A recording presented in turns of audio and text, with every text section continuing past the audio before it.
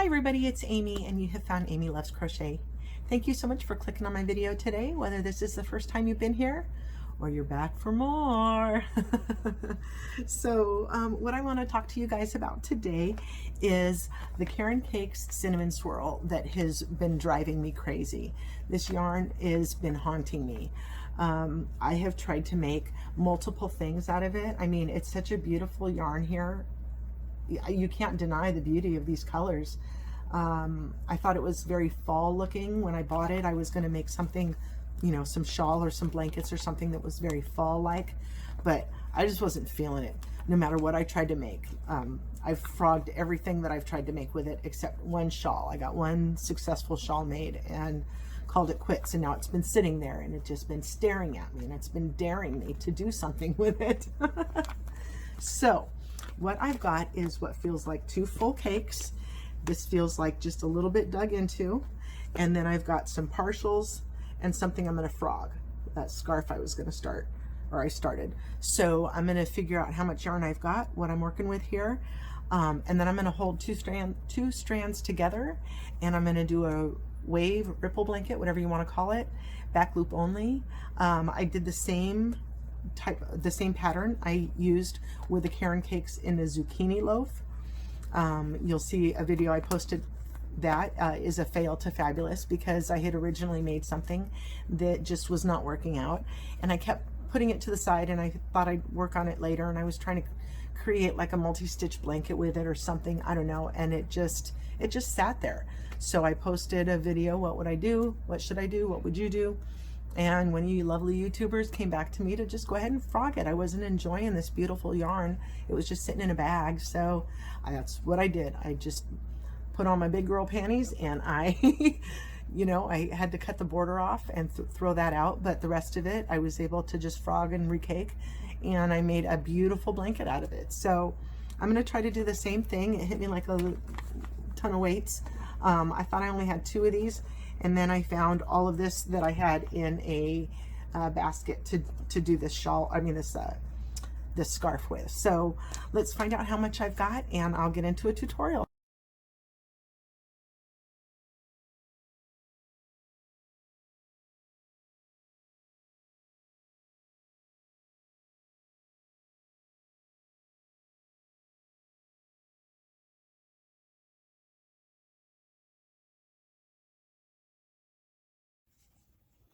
All right, everybody. So this is what we've got to work with here. And you saw the weights, what I've got in each of the skeins. But what I want to do is try to determine where I'm going to start. I want to kind of get rid of the scrap pieces so that they're out of the way and I'm just working with cakes. But I want to make sure that where the 2 colors, where the 2 strands are held together, I want to do my best, a little bit of color controlling, not a whole lot, but I want to do my best to offset so that we have true marbles and not, you know, orange on orange. So when I do take a look at what I've got, I try to foresee, you know, so this one's going to start out maroon and then go to the orange and then to this brown. So if I was going to start here with a maroon, I could go with this one. And then when I got to the orange, it should be this. And then when I got to the brown, this brown here, it would be time to grab a different one. So then maybe I could grab this purple at that point. And then after that brown, I would be on this really light orange and maybe this darker orange together. So that'd be okay. And then this dark brown and this lighter brown together. So that'd be okay. So I think that's the direction I'm going to start. I'm going to go ahead and frog the scarf, and then I'm going to start with the orange here to put those together. And then next I'll go to this guy, and then probably just because I'll go to that guy and see where we end up in our yardage, because just because of the weight doesn't mean my tension will be the same on each strand of yarn. So who knows where I'll need to tie on and so forth. So yeah, let me go ahead and frog this, and I'll get them tied together, and I'll be back with you. So I know that it can be a little bit scary to frog work. I mean, not scary necessarily, boo, but scary in the fact that I hate to get a knot. So here's all this yarn just hanging out on the floor here. So what I tend to try to do is I'll pull in where it's going, and I try to do like another little wind, and I'll just try to get it in order like this. And then when it's much bigger than this, I try to find the center and try to kind of put it back where it came from. Put that thing back where it came from. That's Mike Wachowski on Monsters. Never mind. Okay. So then, any Disney fans out there, you'll get that. So that's what I'm going to do. I'm going to keep frogging this. And as I go, I'm not going to get too much loose yarn. I'm going to wind it up on my fingers like this and then try to reinsert gently. So then later when I do pull out, I might pull out, you know, one bundle of that at a time. But otherwise, I'm back to pulling from the center of the cake, which is what I want. So I don't know how you do it. You know, you could do it a lot of different ways, but I just wanted to show you that that's how I do it. Just a recap of the blanket that I made that gave me the inspiration to do the cinnamon swirl one that I'm going to be showing you here in a minute. This was a zucchini loaf colorway and also a Caron Cakes. And I had a bad experience with what I was making with it and ended up frogging that after a couple different tries. Finally came up to this pattern where I just held the two strands together and made these ripple patterns. It's kind of like a lazy chevron, if you will, or a wave or a ripple, whatever. Lots of different names on the internet for it. But there's 7 double crochets that I used on this pattern. And I used, like I say, the back loop only project. So I love that so much. The colors came out just beautifully. So yeah, I'm going to go ahead and show you working on the cinnamon swirl now.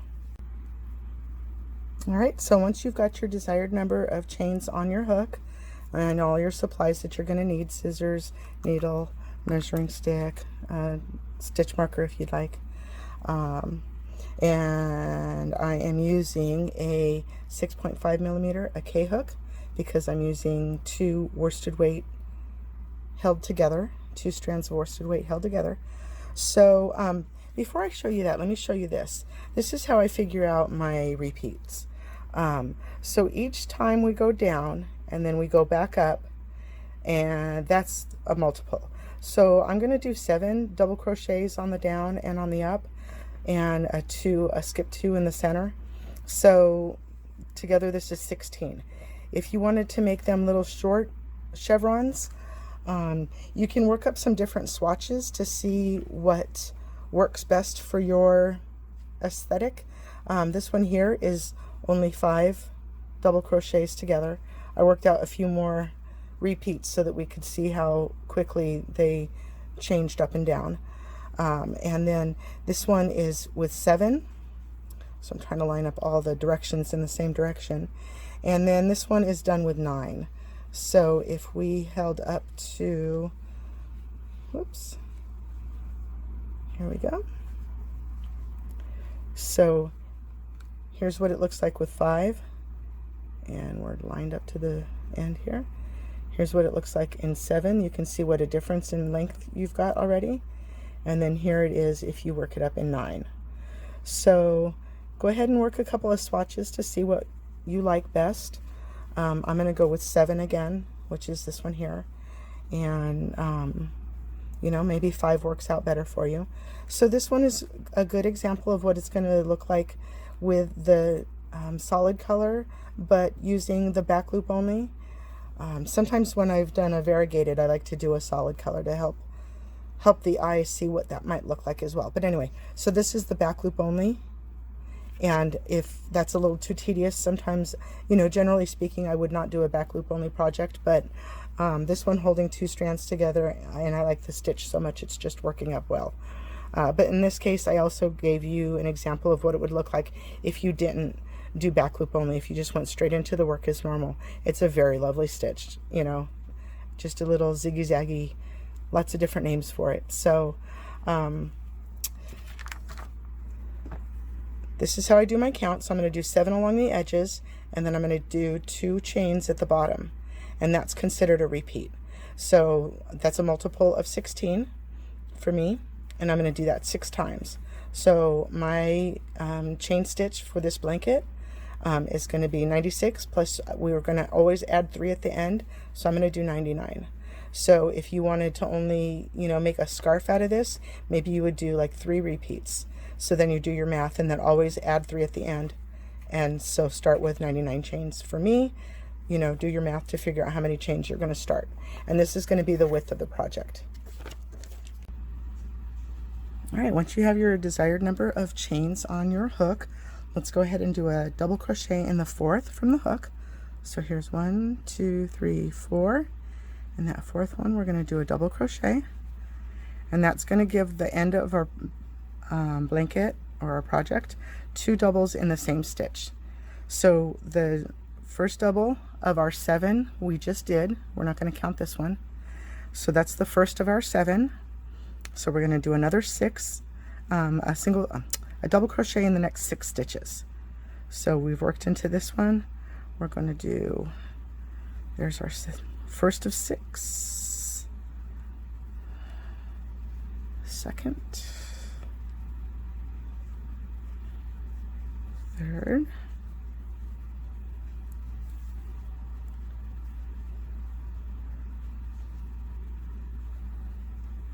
fourth, 5th. Oops. Make sure you're grabbing both loops each and every time. Okay, lost my count. Let's see. So we've got 2 in the end, but we only count that as 1, 2, 3, 4, 5, 6. So I need to do one more, 7.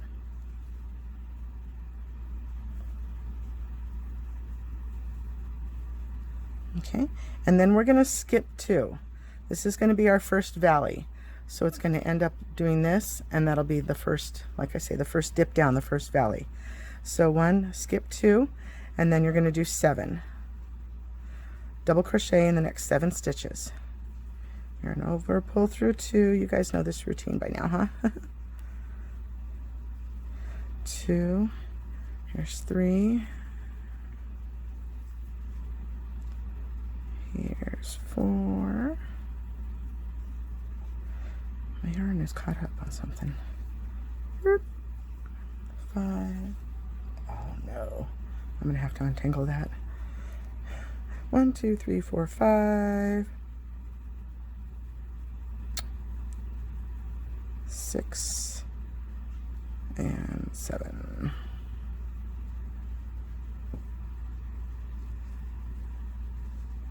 Okay, so that's in essence 1 count, 1 multiple. Now I suppose you could just do this over and over, but a chevron is really, I don't know what part of it makes it a chevron, but we want to go, we would do at least 2 multiples. So our repeats, as we showed, were 7 on each side and the skip 2 in the center. So that's what we have here, is 7 on each side plus the skip 2 in the center. And yes, we have a second, that chain 3 is going to be called our second double crochet for this end stitch, but for the ease of talking this pattern, we're going to call it the 7 stitches. So here's 7 plus the double. Here's 7 with a chain 2 skipped in the middle, and you can see how it pulls in together. So now we're going to do the peak, and what that consists of is we're going to chain 2, and then we're going to go into the very next stitch. We're not going to skip any on this one. And what happens then is that's the top of the mountain, and then we're working our way down. So we want 7 double crochets all together. So that was 1, here's 2, and I don't mean all together, I mean in the next 7 stitches. So 3, I've got a knot over here I'm trying to avoid. 4, 5, and welcome to my world. I tried to lay it all out so nicely before I got started on the video, but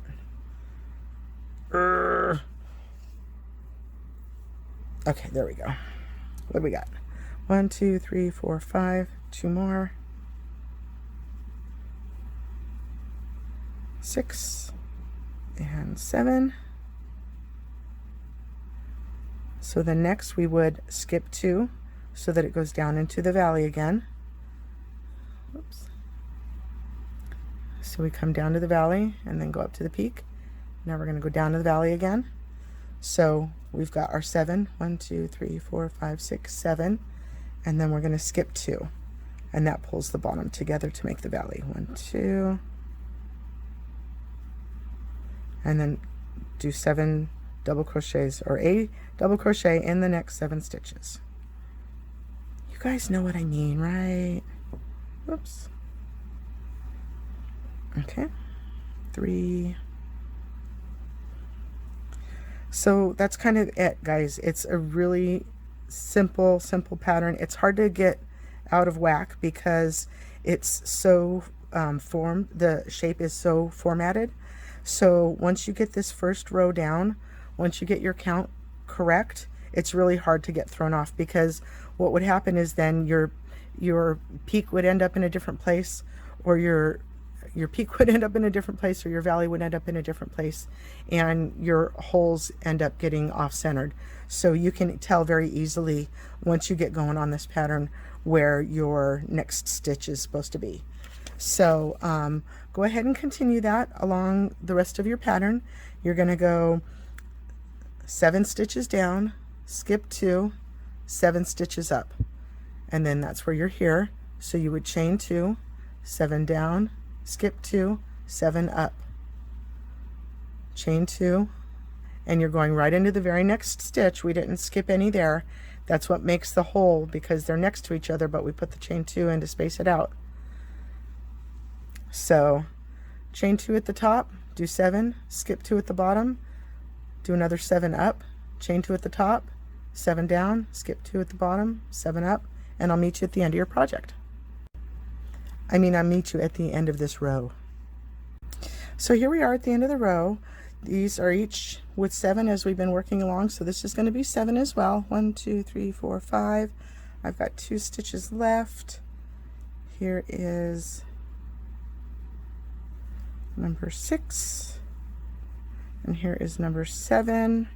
And remember, on our ends they always get an extra double crochet, so stick 1 more in that same spot. So we do count our 7, and then the last guy shares it with a buddy.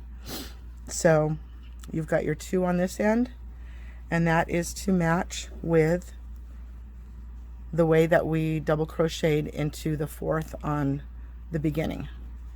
So when we double crocheted into the 4th, it gave us a chain 3 that counts for 1 double crochet, and then the double crochet itself. So that's 2 into the same spot, and so that's what we end up with on this side. Is we've got our 7, whoops, we've got our 7, 1, 2, 3, 4, 5, 6, 7, and then added an extra 1 in that last spot. So what we're going to do now is start our back loop only pattern. So once your yarn is not free, which mine currently is not, okay, what you're going to do is chain 3, 1, 2, 3, and then we are going to double crochet into that same spot, but we're only going to use the back loop. So let's move in a little bit here. So normally, as we would start our pattern, if you want to just work into the work as normal, go ahead and do a double crochet into that same spot that we just came out of, so that this will be our first double crochet, and now you're going to put in a second double crochet. But for my choice on this pattern, we're going to do back loop only. So I'm going to turn it this way, and I'm only going to grab that back loop on that other side.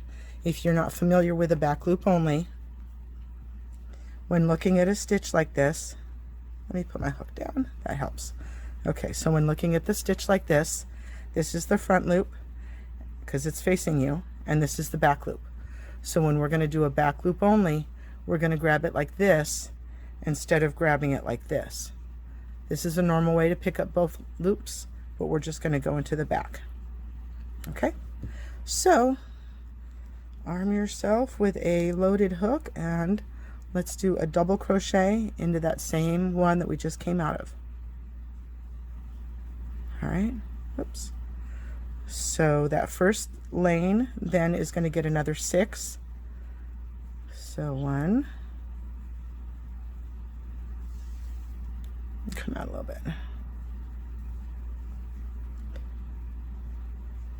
See here? We're just going to go into that back side. There's 2.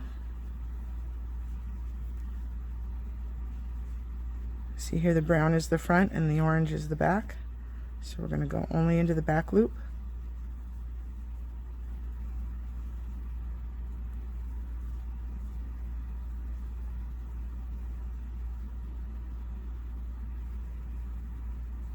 Oop. Okay. When you're working with 2 yarns together, you can understand it's very frustrating when they can get tangled up and caught up in each other. So here's the first one double that we don't count. So 1, 2, 3, 4, 5, 6. We're going to do one more double in the back loop only of the next stitch, and then we're going to skip 2. So you're going to skip, pinch in again. So you're going to skip this one, and we're going to swing right over and start another 7 count from here.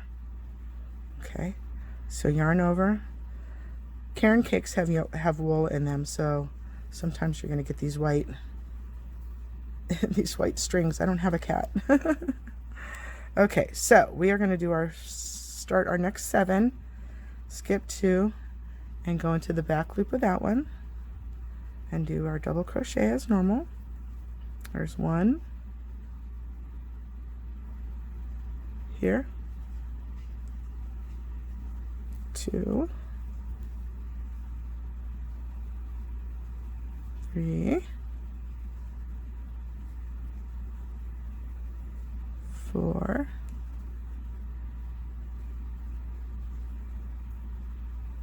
5, 6, and 7. So those 2 chains become the base of the next peak. So, whoops, let's pull that long. So that is what your work should look like. See, we've got that nice little ridge in there because we've left this front loop all by himself. Well, he's got a whole line of friends, so that's fine. But you can see the way the ridging happens. And it gives such a pretty look, such a nice texture. You don't see it on the back side quite yet, but when we do the next one you will, because it's a back and forth and back and forth and back and forth. So that's really it. Just keep going. 7 double crochets in the back loop only. You'll skip the 2 here. That will be your peaks. You'll add 2 chain to the top of your peaks. This is your valley, not your... Let's rewind. Let's start that again. You'll do your 7 down, skip 2, 7 back up, chain 2, 7 down, skip 2, 7 up, chain 2. Okay? And just grab that back loop only. You can see rather quickly if you've missed it and grab the whole stitch instead. I'll show you side by side.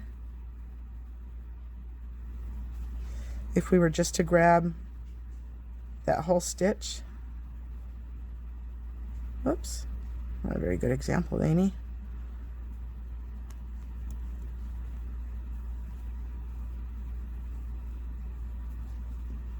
You can see right away that you've picked up the entire stitch, that there's nothing left back the way you left these ones back. You can feel it. It's a texture, especially if you're working with 2 yarns like this one, which I just love. It's such a great way, again, to either work through some stash. This can be a scrap buster, you know, marble two different completely different yarns together. In this case, I'm just trying to work through a bunch of yarn that I'm not particularly fond of, but I think that this is going to look very, very nice when we're done. So just continue to chain 3 on the side. Make sure you put in a double crochet, an extra double crochet on the end. When you get to the end each time, there's going to be 2 in each end. Can I say end again?